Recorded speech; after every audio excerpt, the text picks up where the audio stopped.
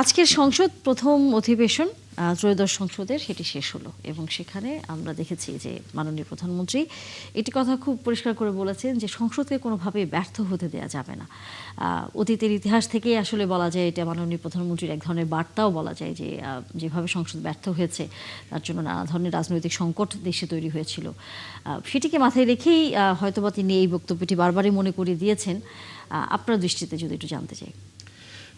সরকার তো নতুন সরকার ক্ষমতা এসে তারেক রহমান নিজেও প্রথমবারের মতো প্রধানমন্ত্রী হয়েছেন এবং উনি যেহেতু 17 বছর দেশের বাইরে ছিলেন উনি নতুন করে চিন্তা করে নতুন প্রজন্মের নেতা হিসেবে যদিও ওনার বয়স 60-এর কাছাকাছি কিন্তু উনি কার্যত উনি নতুন প্রজন্মের নেতা, কারণ বাংলাদেশের রাজনীতির যে উত্তরণ হচ্ছে সেই উত্তরণের উনিও পার্ট। সেই হিসাবে উনি এই সংসদে প্রধানমন্ত্রী হয়ে এবং সংসদ নেতা হয়ে উনি একটু শুভ দিকে ইঙ্গিত করবেন, সেটাই ওনার স্বাভাবিক চাওয়ার কথা।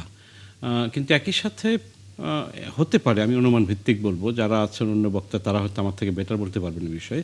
আমি অনুমান করছি যে উনি হয়তো ধরে নিয়েছেন সংসদের এই কয়েকদিনের যে প্রসিডিং, যে আলোচনাগুলো হয়েছে সেখানে ক্ষেত্রভেদে কিছু উত্তেজনা হয়েছে, কিছু অপ্রাসঙ্গিক কথাবার্তা নিয়ে ডিবেট হয়েছে, ইতিহাস চর্চা হয়েছে, রাজনৈতিক যে সমস্ত ডিবেট হয়েছে, জুলাই সনদ বলেন, অন্য অর্ডিন্যান্স বলেন, ওগুলো যৌক্তিক, ওগুলো তো রাজনীতির পার্টের অংশ ছিল। কিন্তু এর বাইরে অনেক সময় ব্যক্তিগত খোঁচাখুচির যে জায়গাগুলো আমরা দেখেছি, কিছু কিছু সময় উত্তেজনা হয়েছে।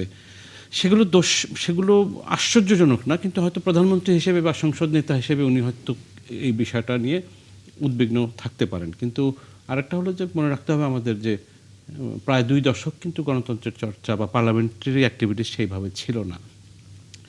2008-এর যে ইলেকশনের পরে যে পার্লামেন্ট, সেটাও কিন্তু বিএনপি অতিশয় ক্ষুদ্র একটি পার্টি হিসেবে ছিল, সংসদ সেভাবে ইফেক্টিভ হওয়ার সুযোগ কম ছিল। এরপরের 3টি পার্লামেন্ট বা আড়াইটি, যদি 2টা এবং আরেকটা কয়েক মাসের, সেখানে তো গণতন্ত্রের চর্চা একেবারে ছিল না, শুধু পার্লামেন্ট ইফেক্টিভ ছিল না। এটা আমাদের জন্য জাতি হিসেবে নতুন যাত্রা। সেই হিসেবে প্রধানমন্ত্রীর যে আহ্বান এবং উদ্বেগ, সেটা আমি মনে করি আমাদের জন্য জাতি হিসেবে আশাব্যঞ্জক। কারণ হচ্ছে উনি যদি এই উদ্বেগটা প্রকাশ না করেন তাহলে বুঝতে হবে সব ঠিকঠাক আছে। উনি আমাদেরকে বুঝিয়ে দিয়েছেন, উনি ভেতর থেকে দেখে বুঝেছেন যে সব ঠিকঠাক নেই। আমি মনে করি যে সংসদ কার্যকর করার জন্য কয়েকটা জিনিস নিশ্চিতভাবেই দরকার। একটা হচ্ছে আলোচনার যে উত্তেজনা, এর সাথে হিউমার যুক্ত হওয়া দরকার। আপনি কেন বলছেন হিউমার? সংসদে কিন্তু হিউমারটা সারা পৃথিবীর রেওয়াজ এবং মানুষকে খুব অ্যাট্রাক্ট করে। এই হিউমার মানে ইন্টেলিজেন্ট মানুষ, ইন্টেলিজেন্ট এমপি ছাড়া তো হিউমার করতে পারবে না।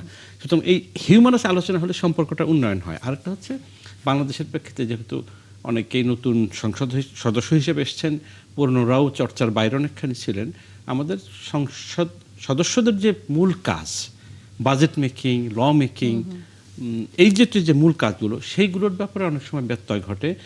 বিশেষ করে বাজেট মেকিংয়ের ব্যাপারে সংসদ সদস্যদের অধিকাংশই আন্ডারস্ট্যান্ডিংয়ের গ্যাপ থাকে, ইনফরমেশন গ্যাপ থাকে, আগ্রহের অভাব থাকে, অনেক ক্ষেত্রে টেকনিক্যাল মনে করা হয়। আর ল মেকিং তো আমাদের অনেক ক্ষেত্রে ক্লারিক্যাল, সংসদের এখানে রাবার স্ট্যাম্পিং করা হয়।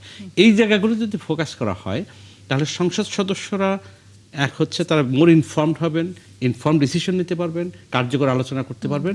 তারা নিজেরাও অনেক বেশি এম্পাওয়ার্ড ফিল করবেন যে সংসদ সদস্য হিসেবে আমার যে মূল কাজ ওইটা যখন স্যাটিসফ্যাক্টরিলি করতে পারবেন, ওনার ভূমিকাটাও গর্বিত হবে এবং আমরা জাতি হিসেবে উপকৃত হবে এবং সংসদের যে আলোচনা সেগুলো দেখে আমাদের আশা করি ভালোও লাগবে। অবশ্যই। আমাদের সাথে এর মধ্যে অতিথি হিসেবে যুক্ত হয়েছেন কামরুজ্জামান রতন, মাননীয় সংসদ সদস্য।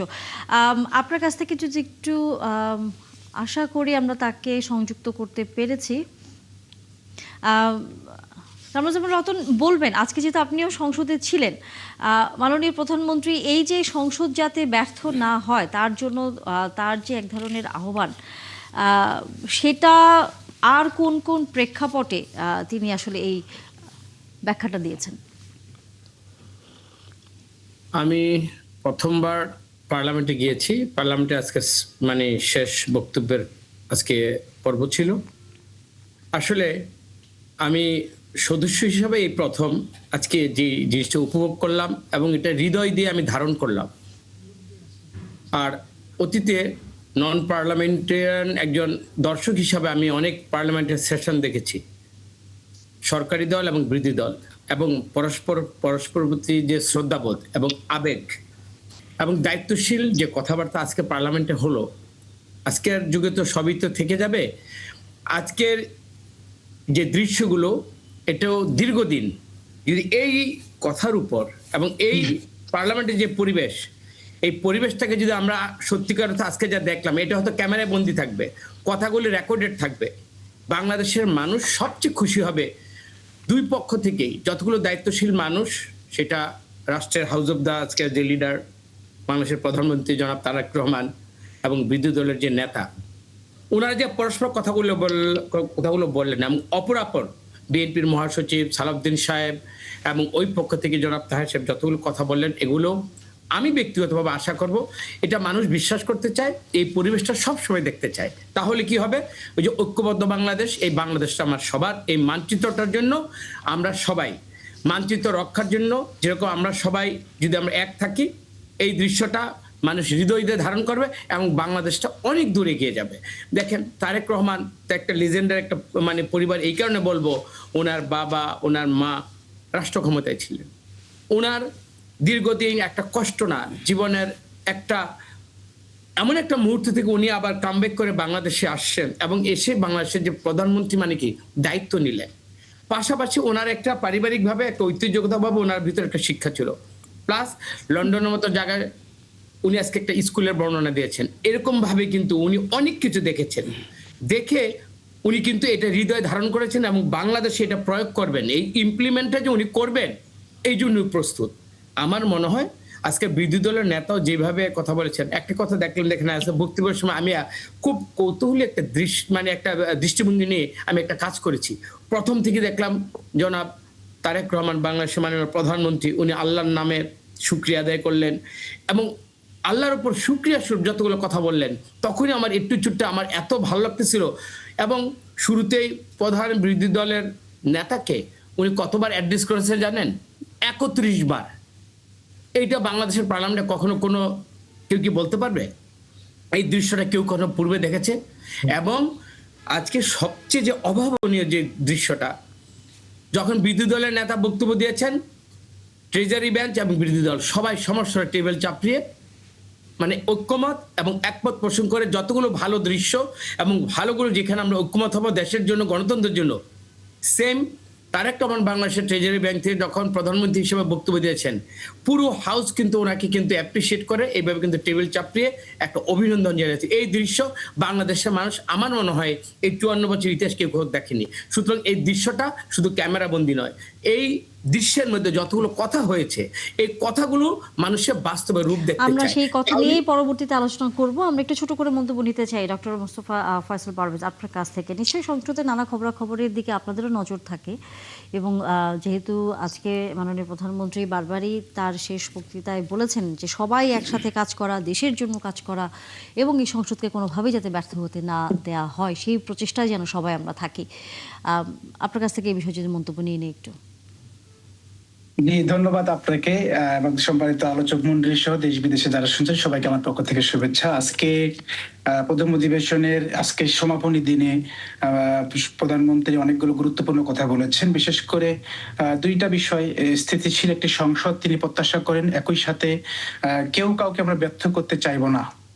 আমরা কেউ কাউকে ব্যর্থ করতে চাইবো না, কারণ এখানে ব্যর্থ হলে দেশ ব্যর্থ হবে। এ ধরনের অনেকগুলো বিষয় প্রধানমন্ত্রীর পক্ষ থেকে এসেছে।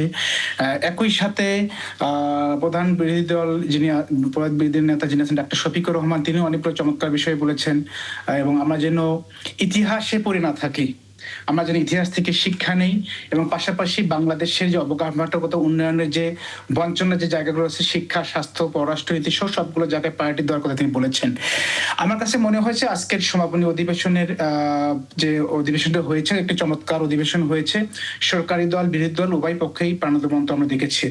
মাঝখানে এই 2 মাসের 25টি অধিবেশনে কিছু জায়গা আছে যেগুলো আমাদের সবার জন্য কষ্টকর ছিল, কারণ এই সংসদ আর 10টা সংসদের মতো নয়। কারণ এই সংসদ অনেক রক্তের বিনিময়ে সংসদটা পেয়েছিলাম। দেশ বিদেশে কোটি কোটি বাংলাদেশের মানুষের প্রত্যাশা ছিল যে রক্ত দিয়ে এই সংসদে যাত্রা শুরু হয়েছে সেই জুলাই সনদ বাস্তবায়ন হবে, এরকম একটা প্রত্যাশা ছিল। কিন্তু অত্যন্ত দুঃখজনক হলো সত্য যে জুলাই সনদকে কেন্দ্র করে এই সংসদের পক্ষে বিপক্ষে অনেক কথা হয়েছে, 72 সংবিধানকে কেন্দ্র করে পক্ষে বিপক্ষে কথা হয়েছে, এগুলো অনেক আলোচনা হয়েছে এবং আমরা দেখেছি অনেক ক্ষেত্রে সংসদ সদস্যরা ব্যক্তিগতভাবে কটাক্ষ করে কথা বলেছেন, দলকে কটাক্ষ করেছেন। আমার মনে হয় যে এই সংসদ আরো অর্থবহ হতো যদি যে রক্তের জন্য যে কারণে আমাদের 1400 ব্যক্তির শহীদ হয়েছে, আমাদের যুবকের রক্ত দিয়েছে, আমরা যদি সেই জুলাই সনদ বাস্তবায়ন করতে পারতাম, তাহলে এই সংসদ আরো অর্থবহ হতো আমি মনে করি।